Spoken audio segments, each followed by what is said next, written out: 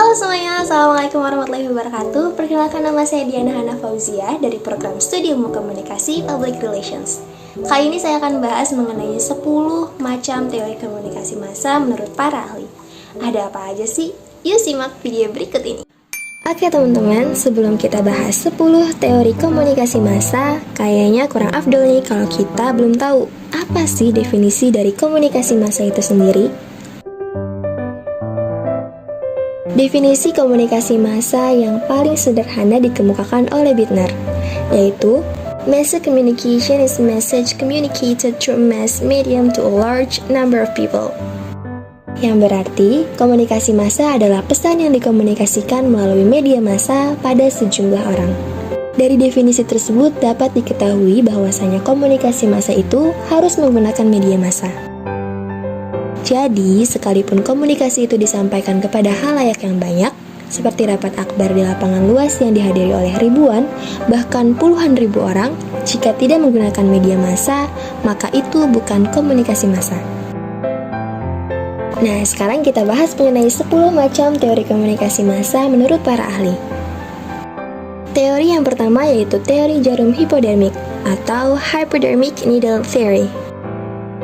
Teori jarum hipodermik dikenal juga dengan magic bullet atau stimulus response theory.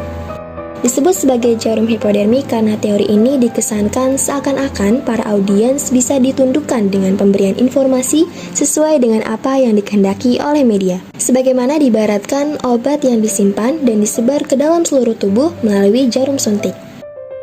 Teori yang kedua yaitu teori pengembangan atau teori kultivasi atau disebut juga cultivation theory. Teori pengembangan atau disebut dengan teori kultivasi ini pertama kali dikenalkan oleh Profesor George Gerbner pada pertengahan tahun 1960-an. Ia memulai proyek penelitian mengenai indikator budaya untuk mempelajari pengaruh nonton televisi terhadap kehidupan masyarakat. Menurut teori ini, televisi menjadi media atau alat utama di mana para penonton dapat belajar tentang masyarakat dan juga kultur lingkungannya. Nah, persepsi apa yang terbangun di benak penonton sangat ditentukan oleh televisi. Ini artinya, melalui kontak penonton dengan televisi, seseorang dapat belajar tentang dunia, orang-orangnya, nilai-nilainya, serta adat kebiasaannya. Teori yang ketiga yaitu teori imperialisme budaya atau cultural imperialism theory. Teori ini pertama kali dikemukakan oleh Herb Schiller pada tahun 1973. Teori ini menyatakan bahwa negara barat mendominasi media di seluruh dunia. Alasannya, media barat mempunyai efek yang kuat untuk mempengaruhi media di negara-negara lainnya. Seperti negara-negara yang berkembang yang cenderung sulit untuk memproduksi media karena keterbatasannya. Teori selanjutnya yaitu teori persamaan media atau media equation theory. Teori persamaan media ini menjawab persoalan mengapa orang-orang secara tidak sadar dan bahkan secara otomatis merespon apa yang dikomunikasikan media, seolah-olah media itu juga manusia. Teori ini memperhatikan bahwa media juga bisa diajak berbicara. Media bisa menjadi lawan bicara individu seperti dalam komunikasi interpersonal yang melibatkan dua orang dalam situasi tatap muka. Teori yang kelima yaitu teori spiral keheningan atau spiral of silence theory. Teori ini diperkenalkan oleh Elizabeth Noel Newman yang menganggap bahwa suara minoritas sulit diterima oleh media, sehingga menyebabkan kelompok minoritas harus menyembunyikan pendapat maupun pandangannya ketika berada dalam kelompok mayoritas. Seseorang yang berpikir bahwa mereka adalah orang minoritas akan menekan pandangannya. Namun daripada itu, jika seseorang mempunyai pendirian yang sangat kuat, maka orang tersebut tidak akan mudah mengikuti opini mayoritas. Teori yang keenam yaitu teori determinisme teknologi atau technological determinism theory. Teori ini dikemukakan oleh Marshall McLuhan pada tahun 1962. Ide dasar teori ini adalah bahwa perubahan yang terjadi pada berbagai macam cara berkomunikasi akan membentuk pula keberadaan manusia itu sendiri. Teknologi membentuk individu bagaimana cara berpikir dan berperilaku dalam masyarakat. Sehingga teknologi tersebut pada akhirnya mengarahkan manusia untuk bergerak lebih maju. Teori yang ketujuh yaitu teori difusi inovasi atau diffusion of innovation theory. Munculnya teori ini dimulai pada tahun 1903 oleh seorang sosiolog asal Prancis, Gabriel Tarde.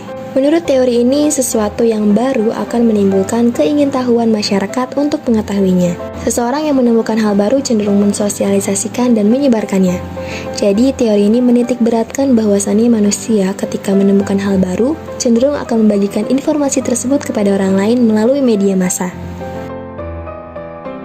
Teori yang ke-8 yaitu teori penggunaan dan kepuasan atau Uses and Gratification Theory.